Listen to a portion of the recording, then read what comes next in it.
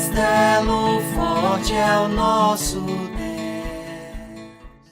Quero convidar os irmãos para que possamos abrir a palavra do nosso Senhor no livro do profeta Isaías, capítulo 43. Hoje nós faremos uma breve exposição deste trecho, pensando no tema Caminhando com o Senhor em meio ao sofrimento.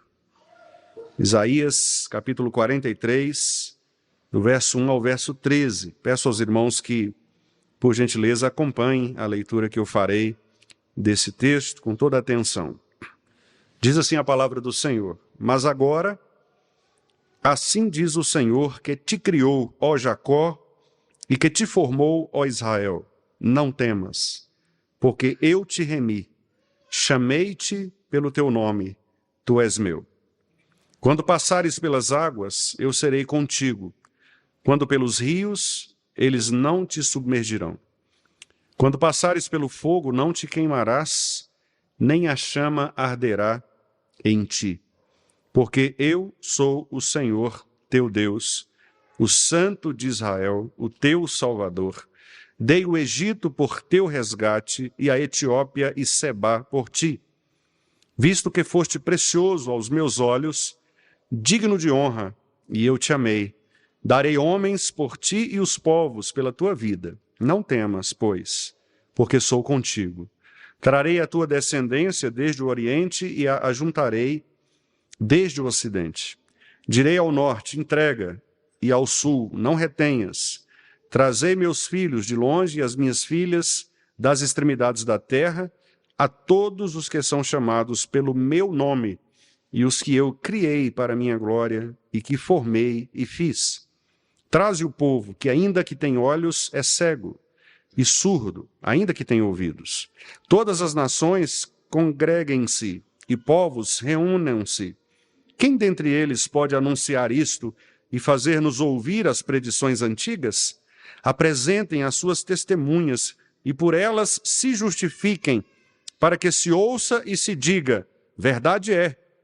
Vós sois as minhas testemunhas, diz o Senhor, o meu servo a quem escolhi, para que o saibais e me creiais e entendais que sou eu mesmo, e que antes de mim Deus nenhum se formou, e depois de mim nenhum haverá. Eu sou o Senhor, e fora de mim não há Salvador. Eu anunciei salvação, realizei-a e a fiz ouvir. Deus estranho não houve entre vós, pois vós sois as minhas testemunhas, diz o Senhor, eu sou Deus. Ainda antes que houvesse dia, eu era, e nenhum há que possa livrar alguém das minhas mãos. Agindo eu, quem o impedirá? Nós faremos, irmãos, no dia de hoje, neste culto, a introdução a este texto, e com a graça do nosso Senhor, no próximo domingo, nós ainda permaneceremos neste texto, para podermos extrair dele o máximo de ensino para a nossa vida e para o nosso consolo. E nós vamos então orar ao Senhor nesta hora, pedindo que, desde já, Ele aplique esta palavra aos nossos corações e que ao longo desta semana, esta palavra possa permanecer viva em nós, de modo a nos fazer entendidos acerca do propósito do Senhor para as nossas vidas. Vamos orar. Querido Deus, nós já te pedimos nesta noite que Tu fales aos nossos corações e nós mais uma vez nos dirigimos a Ti, pedindo que o Senhor possa preparar os nossos ouvidos para ouvirmos a Tua voz. Ó Deus, nós muitas vezes somos mesmo teimosos, rebeldes, muitas vezes não nos lembramos das coisas que Tu fizeste no passado, muitas vezes nós deixamos de trazer à memória aquilo que nos dá esperança, muitas vezes nós nos atribulamos e nos angustiamos porque somos incrédulos em relação àquilo que o Senhor prometeu para os Teus filhos, para o Teu povo. Por isso, Pai, nós precisamos de Ti. Precisamos sempre trazer à memória o que nos pode dar esperança.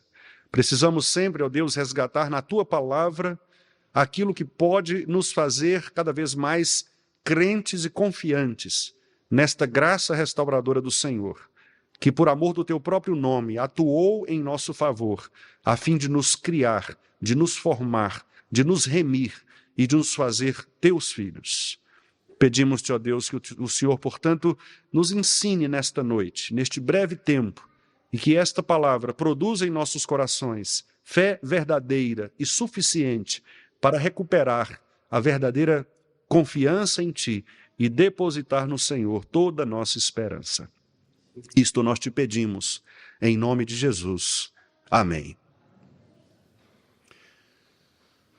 Porque, meus irmãos, aqueles que mais querem viver, que mais merecem viver, conforme a nossa opinião, morrem.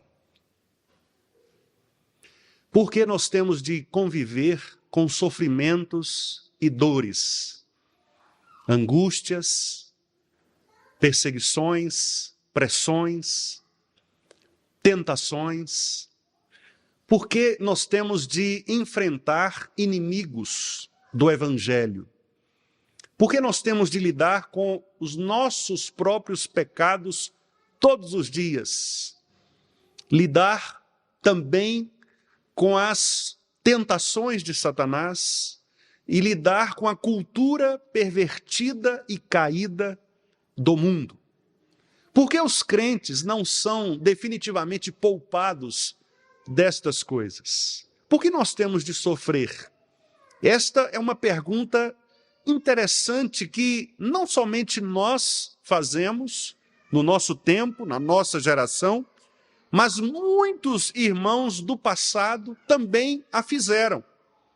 Muitos profetas, às vezes incomodados pela atitude de Deus de subjugar o seu povo e de infringir ao seu povo sofrimento, muitas vezes morte, perguntavam ao Senhor: por que, Senhor? É necessário que o teu povo passe por este tipo de opressão. Por que nós temos de ser escravizados? Por que nós temos de ser obrigados a cultuar, a compartilhar culturas que são pagãs, que são opostas ao Senhor?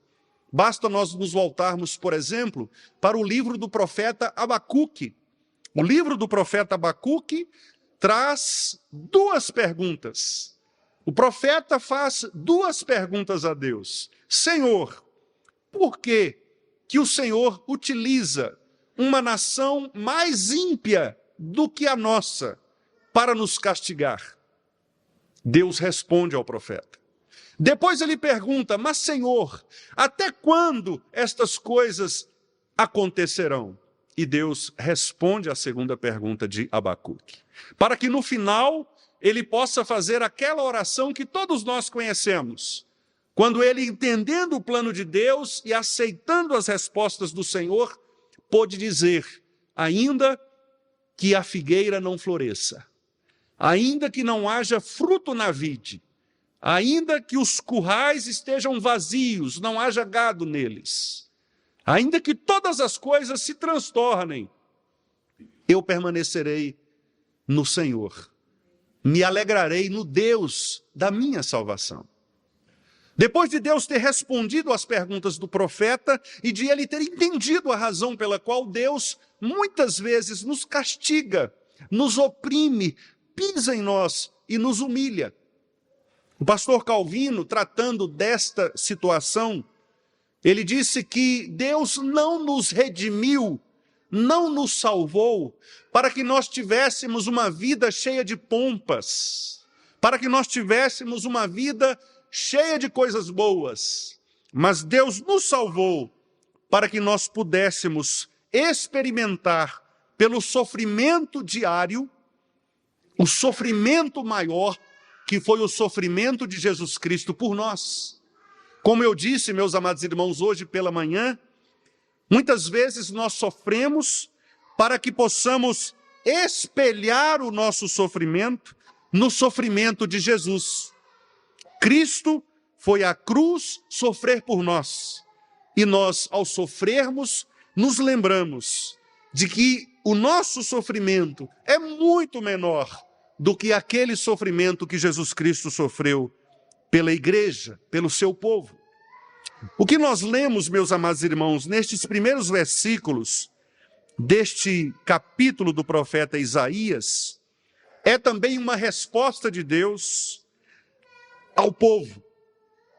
Se os irmãos olharem o texto anterior, que começa no versículo 18 do capítulo 42, os irmãos perceberão muitas perguntas que o profeta faz.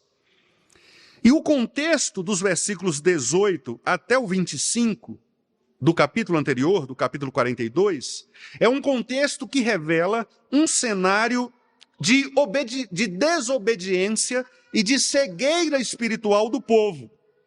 Observe que o texto do versículo 18 começa dizendo: surdos, ouvi, cegos, olhai. Aquele povo, meus amados irmãos, eles tinham cometido 2 graves pecados. O primeiro era de não mais dar ouvidos às palavras proféticas. Eles estavam fechando os seus ouvidos à verdadeira instrução do Senhor. E todas as vezes, nas Escrituras Sagradas, quando nós ouvimos dizer a respeito de pessoas que fecharam os seus ouvidos para não ouvirem mais a voz de Deus, consequentemente nós temos sofrimento, escravidão, morte. O segundo pecado é que eles também estavam cegos, o que significa dizer que, além de não ouvirem mais a pregação da palavra do Senhor, eles também, e por causa disso, exatamente pelo fato de não ouvirem mais a palavra, eles agora também se faziam cegos em relação às obras de Deus. Eles não eram mais capazes de perceber o quanto Deus estava providenciando para eles. E então, sem ouvirem a palavra de Deus e sem perceberem a providência de Deus atuando em suas vidas, não havia outro caminho a não ser o caminho do desastre, do pecado, do afastamento de Deus. E é exatamente esta narrativa profética que nós temos no trecho anterior. Quem é cego, como o meu servo, ou surdo, como o meu mensageiro a quem envio? Quem é cego, como o meu amigo, e cego, como o servo do Senhor? Tu vês muitas coisas, mas não as observas. Ainda que tenhas os ouvidos abertos, nada ouves. Foi do agrado do Senhor, por amor da sua própria justiça, engrandecer a lei e fazê-la gloriosa. Não obstante, é um povo roubado, saqueado. Todos estão enlaçados em cavernas, escondidos em cárceres. São postos como presa, e ninguém há que os livre por despojo, e ninguém diz, restitui, restitui. Quem há entre vós que ouça isto? Que atenda e ouça o que há de ser depois? Quem entregou Jacó por despojo e Israel aos roubadores? Acaso não foi o Senhor? Aquele contra quem pecaram e nos caminhos do qual não queriam andar, não dando ouvidos à sua lei? Olha o que diz o profeta. Quem foi que escravizou o povo? Quem providenciou todos estes males de serem roubados, serem escravizados, serem lançados em cavernas, serem presos em cárceres? Quem foi que fez isso? O texto diz, o próprio Senhor. Versículo 24. Acaso não foi o Senhor? Não foi o Senhor que fez isso?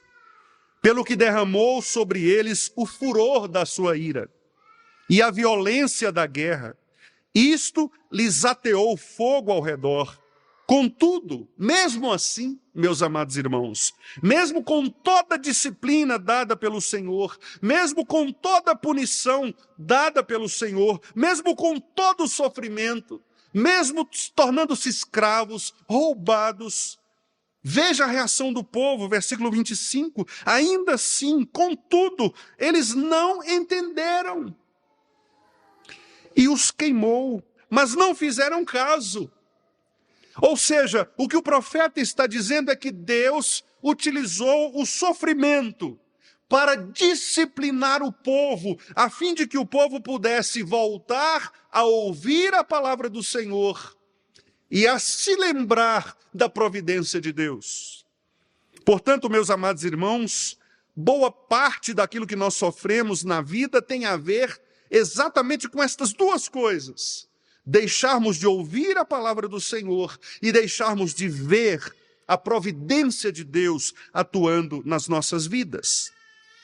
Mas, meus amados irmãos, apesar de toda a nossa desobediência, apesar de toda a nossa rebeldia, apesar dos nossos pecados, apesar de nos tornarmos surdos para as palavras do Senhor, cegos para vermos a providência de Deus, ainda assim, o Senhor reservou para si um povo tão especial que ele faz questão de escolher esse nome para esse povo, para dar a esse povo o seu próprio nome e fazer com que esse povo, portanto, experimente da disciplina do Senhor, mas ao mesmo tempo, na disciplina, esse povo também possa experimentar a restauração, a graça do Senhor, uma nova vida, um renascimento de esperança e de fé. Portanto, nós podemos dizer, de maneira genérica, que muito do nosso sofrimento tem a ver mesmo com o nosso pecado.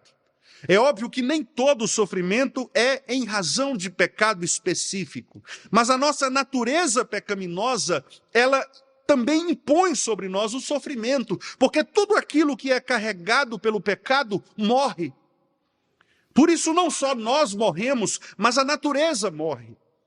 As coisas criadas por Deus morrem, porque elas estão falidas em razão do pecado. O pecado, portanto, carregou esta depravação e esta corrupção na criação do Senhor, de modo que todos nós agora temos de passar por esta espécie de deterioração, de corrupção, de sofrimento. Mas, meus amados irmãos, eu repito, apesar disto, apesar desta condição miserável, depravada, apesar de nós sabermos que o sofrimento ele faz parte da nossa própria existência, apesar de sabermos que, ainda que nós estamos bem, as nossas células estão morrendo aos poucos, ainda que nós estamos indo para frente, nós estamos regredindo do ponto de vista físico, porque a morte nos espera, o pó nos espera, porque é para lá que nós devemos voltar, porque viemos do pó e ao pó retornaremos. Por isso a vida de um homem é breve, e por isso nós lemos aqui em Jó a descrição de um homem que sofria, que tinha as suas feridas lambidas por cães e que soube reconhecer que de fato Deus foi quem deu a ele todo esse sofrimento, porque Deus queria provar nele, em Jó, a razão da sua graça. E ele reconheceu que a vida do homem nada é. Nós somos verdadeiramente falíveis. Perdemos a nossa vida para um simples vírus que entra em nossas vias aéreas, habita o nosso pulmão e nos mata. Perdemos, às vezes, a nossa vida por bactérias. E outros animais, às vezes, seres vivos microscópicos, que muitas vezes nós não conseguimos explicar. Mas a vida é isto, é falível, é corrupção, é morte. Mas como eu disse, amados irmãos, o nosso Deus, por amor, ele resolveu preservar o seu povo, um povo para si. Mas ele não disse que livraria esse povo do sofrimento. Ele disse que levaria esse povo para o encontro de si mesmo. E, portanto, o que Isaías faz neste capítulo, que agora nós introduzimos, é a mensagem de que só há salvação perfeita, plena, na pessoa de Jesus Cristo, o Senhor. E talvez você esteja pensando, mas em nenhum momento o texto fala a respeito de Jesus. Não há a palavra Jesus, não há Cristo escrito aqui. Mas isto é o que nós, às vezes, pensamos. Mas claramente, e os irmãos poderão ver isto no próximo domingo, o texto se refere a Jesus Cristo. Aquele que afirma que ele é o único que pode trazer a verdadeira salvação, porque não há nenhum outro nome pelo qual importa que nós sejamos salvos, que não seja o nome de Jesus. E é este nome que nós recebemos, cravados em nossos corações, para que possamos fazer parte desta família gloriosa, que é a família de Jesus, cujo Pai é o Senhor, o Deus da aliança. Por isso, meus amados irmãos, o texto de Isaías 43 começa com esta partícula adversativa, mas. E ao começar assim, o texto está conectando com o anterior. E o texto mostra dois estágios diferentes.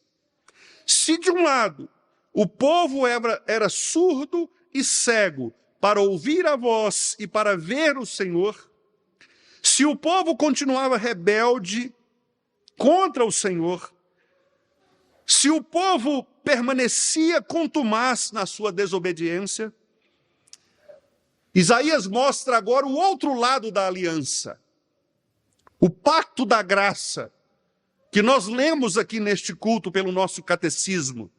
O pacto da graça feito com Cristo, o nosso segundo Adão. E em Cristo também com todos os eleitos, o povo de Deus. Por isso o texto começa, mas agora. Que agora é esse? Agora, essa nova perspectiva, essa nova fase, o outro lado da aliança. Não mais o lado pecaminoso, surdo, cego, rebelde, contumaz. Mas agora o lado fiel, salvador, gracioso, misericordioso e eterno. São dois lados que mostram a depravação total do ser humano e a razão do nosso sofrimento. E o outro lado, toda a soberania de Deus e o amor que excede todo o entendimento. Diz o texto que esse Senhor, ele então se dirige ao seu povo e diz: eu te criei. O Senhor te criou, Jacó. O Senhor te formou, Israel. E aqui, na perspectiva do profeta, esses dois verbos, criar e formar, indicam duas ações distintas. Ao criar, o nosso Deus trata do aspecto de dar vida ao homem. Mas ao formar, significa que o Senhor não apenas deu vida, mas o Senhor estruturou todas as capacidades do ser humano. E isso foi um ato de bondade, um ato de graça, porque o Senhor não precisava, meus amados irmãos, de modo algum, sair do seu lugar autossuficiente e criar o homem e se revelar. Ele permaneceria sendo Deus se não tivesse se revelado. Não havia solidão em Deus. Deus não nos criou por um ato de solidão ou de fraqueza ou de uma necessidade de companhia. Ele nos criou apenas para que em nós ele pudesse refletir a sua glória. E por isso ele diz: eu te criei, Jacó. Eu soprei o fôlego de vida em você. Eu te criei do pó, te criei do barro. Eu formei você como uma escultura sem erros. Como uma escultura absolutamente sadia, sã. Por isso ele nos formou, meus amados irmãos. E a palavra que o nosso Deus que nos criou e que nos formou, que criou o seu povo. E é interessante que aqui o profeta utiliza Jacó e Israel. Interessante porque mostram dois nomes de uma mesma pessoa. Correto? Mas por que primeiro um, depois o outro? Porque nós fomos recriados.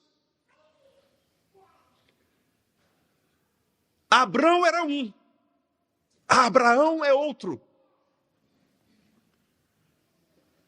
Porque o Abrão era o homem comum, criado por Deus, do pó. Abraão é o homem da aliança. É aquele que agora Deus chama do meio comum para o reino do Filho do seu amor. Ele transplanta como a árvore que é transplantada para junto das águas que dão vida. Por isso ele se torna justo, porque ele foi retirado daquele lugar de rebeldia, de sofrimento, de morte, de depravação, e foi transportado para um outro lugar. Por isso Jacó foi tornado Israel, para que esta família agora pudesse verdadeiramente ser representada, não apenas do ponto de vista físico, fisiológico, biológico, mas do ponto de vista eletivo. Deus escolheu um povo para fazer com que esse povo carregue o seu nome. Meus amados irmãos, nada é mais maravilhoso do que esta história nas Escrituras Sagradas. O Senhor não precisaria nos criar. E mais do que isto, Ele não precisaria nos salvar. Mas Ele fez as duas coisas. Por graça, por misericórdia. E vocês acham que aquele que nos criou e que nos chamou, sem que houvesse qualquer necessidade para isso, nos abandonará? Aquele que não foi capaz de poupar o seu próprio filho, para morrer por este povo, para dar a este povo o seu nome, não nos dará graciosamente com ele todas as coisas? Se Deus é por nós, quem será contra nós? O que poderá nos separar do amor de Deus? Perceba, o nosso Senhor, Ele nos fez e dele somos o seu povo e rebanho do seu pastoreio. Por isso, servir ao Senhor com alegria, entrai na presença dele com cânticos, celebrai com júbilo ao Senhor todas as terras, porque Ele nos fez e dele somos. Nós somos povo do Senhor. E, meus amados irmãos, o pecado de Israel, ao deixar de ouvir a palavra e ao deixar de ver as obras de Deus, era exatamente esquecer desta verdade doutrinária sólida, de que nós não pertencemos a nós mesmos, mas nós temos um dono, que é o Senhor. E isto fica muito claro no texto, porque o texto, no final do versículo 1, diz: Tu és meu. Nós não pertencemos a deuses falsos, meus irmãos. Nós não pertencemos a uma religião falsa. Nós não formatamos a nossa religião com base em promessas falsas, em ideias mentirosas. A nossa religião, ela é consistente porque ela é histórica. Ela é provada. Nós podemos olhar para as Escrituras e rever tudo aquilo que Deus fez pelo seu povo desde Adão. Há uma história que nos é contada. E Deus faz questão de nos lembrar desta história. Porque o versículo 2, o profeta diz: quando passares pelas águas. Que águas são essas? O Mar Vermelho, queridos. Quando passares pelas águas, eu serei contigo. Faraó estava furioso contra o povo. As águas do mar não eram suficientes para obstaculizar o caminho do povo de Deus, porque Deus é dono da natureza. Portanto, o povo de Israel, quando passares pelas águas, eu serei contigo. Moisés, por que clamas a mim? Diga aos filhos de Israel que marchem. Depois o texto diz: quando pelos rios Qual rio, queridos? O Jordão. Do mesmo jeito, Senhor, eu não vou deixar vocês submergirem. Vocês não vão morrer afogados, eu estarei com vocês. Quando passares pelo fogo, qual fogo, queridos? Os amigos de Daniel na fornalha de Nabucodonosor.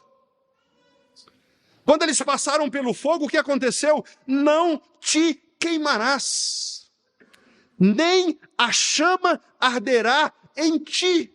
Vocês conhecem a história dos irmãos, dos amigos de Daniel? Conhecem. Nenhum fio de cabelo sequer foi queimado. Nenhuma chama arderá em ti. Portanto, o que o profeta está fazendo aqui não é profetizando coisas para nós. O profeta não está dizendo que se o pastor Wendel estiver na frente do mar, ele tem obrigação de abrir. Não, talvez Deus queira que eu me afogue no mar, para que o nome dele seja glorificado com a minha morte. Porque o que Paulo disse foi que quer pela vida, quer pela morte, o teu nome será glorificado. O que o profeta está dizendo aqui é que estas coisas aconteceram na história do povo de Israel. Elas vão acontecer na história do povo de Israel. E de fato aconteceu. Os amigos de Daniel foram livres da fornalha de Nabucodonosor, porque não há rei, não há fogo, não há prisão, não há governo que possa se opor ao soberano Deus do universo. Altura, profundidade, principados, potestades, morte, nada poderá nos separar do amor de Deus que está em Cristo Jesus, o nosso Senhor. Vocês acham que Deus perderia o seu povo para alguns bravos leõezinhos? O que são os leões diante do Deus do universo? Daniel estava acompanhado do Deus do universo, que é poderoso para fazer com que os leões percam os dentes, se necessário for. Tornem-se gatinhos mansos. Deus é capaz, meus amados irmãos, de abrir mar, de abrir rios, de colocar pessoas no fogo para que não sejam queimadas, de salvar pessoas de cova de leões, dos antros da terra. Deus é capaz de fazer com que mulheres estéreis sejam mães de filhos. Deus é capaz de curar doenças, como fez com o rei Ezequias. Mas Deus também é capaz de deixar morrer, como foi com Estevão. Deus também é capaz de deixar morrer, como foi com Policarpo, o pastor de Esmirna. Porque nós não somos donos da nossa vida. Tu és meu. Eu existo, você existe, para glorificar a Deus, quer pela vida, quer pela morte. Portanto, Deus quer lembrar ao povo esta verdade. Não temas, não fiquem apavorados, porque eu te remi. Fui eu quem tirei você do tremedal de lama, do poço de perdição. Fui eu quem coloquei a mão no pecado e arranquei você de lá. Fui eu quem te chamei pelo teu nome. Você não era ninguém, você não tinha identidade. Agora, o seu nome, fui eu quem te dei. Você pertence à minha família. E na minha família, ninguém toca. Só eu posso ordenar o que acontece com o meu filho. Por isso, Satanás precisou pedir licença a Deus para cutucar a vida de Jó. Porque Jó era um filho de Deus. E conforme o apóstolo João, aquele que é nascido de Deus, o maligno não lhe toca. Portanto, os sofrimentos pelos quais nós passamos não são ações do diabo. Você não precisa ir a um culto de descarrego. Você não precisa se livrar-se de encosto. O sofrimento pelo qual nós passamos é trazido pelo próprio Deus, o nosso Senhor, aquele que é o nosso dono, e Ele muitas vezes nos coloca dentro de um moinho e nos moe completamente. Para que nós possamos, irmãos, perceber que nada somos, nada temos, a não ser nele. Só o Senhor é Deus. Foi Ele quem nos fez e dele somos. Somos o seu povo e rebanho do seu pastoreio. Esse Deus cuida do seu povo. Ele está no meio da cidade, que é a sua igreja, a Jerusalém espiritual. Cristo anda no meio das igrejas. Ele está no meio de nós.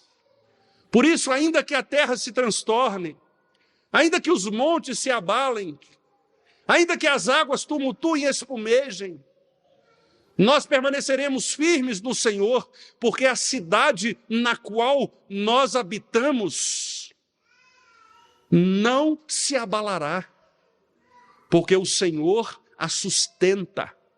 O Deus de Jacó é o nosso refúgio. Portanto, aquietai-vos e saibam que nós temos um Deus, nós temos um Senhor. Aquietemo-nos os corações, não andemos ansiosos pelo que devemos comer ou vestir, porque os gentios é que procuram estas coisas. Nós sabemos que o nosso Deus veste com toda beleza os lírios do campo, que Ele alimenta com toda providência os pássaros. E nós sabemos que nós valemos muito mais do que os lírios e os pássaros, porque nós somos a primícia da criação do Senhor. Por isso, amados irmãos, confiantes nesta palavra, que nós saibamos a quem pertencemos, que aquietemos os nossos corações, e quando a tristeza vier, quando o sofrimento bater a porta, quando nós tivermos que passar por todas estas circunstâncias que acometem os seres humanos por sua falência, por sua depravação, que nós possamos trazer à memória aquilo que nos dá esperança. E esta é a mensagem de esperança: nós pertencemos ao Senhor. Não temamos. Ele está conosco. Ele prometeu. Jesus disse: eis que estou convosco todos os dias. Que Ele nos abençoe e guarde, irmãos, no nome de Jesus. Vamos orar? Vamos colocar de pé, queridos. Querido Deus, nós te agradecemos, Pai, porque não fosse a Tua palavra, nós jamais conheceríamos acerca do Teu amor e da Tua graça para conosco. Obrigado, porque o Senhor resolveu revelar-se para nos mostrar a Tua glória, Senhor, e para nos mostrar que nós não pertencemos a nós mesmos, para nos mostrar que todos os nossos dias estão contados, determinados. O Senhor colocou limites nas nossas vidas, para cumprir em nós o Teu decreto eterno, para cumprir em nós o Teu desígnio, os Teus propósitos. Por isso, ó Pai, dá-nos a certeza inabalável de que nós pertencemos ao Senhor, de que nós não somos de nós mesmos, de que nós não temos um outro Deus. Nós somos Teus, Senhor, porque Tu nos compraste com preço do sangue de Teu Filho Jesus, a quem nós devemos amar, a quem nós devemos adorar, por tudo aquilo que Ele fez, por tudo aquilo que Ele é, por tudo aquilo que Ele permanece fazendo em nós e conosco, que é, todos os dias, nos fazendo conformes à imagem dEle, para que assim nós possamos glorificar o Senhor em todas as coisas, quer comamos ou bebamos, ou façamos outra coisa qualquer.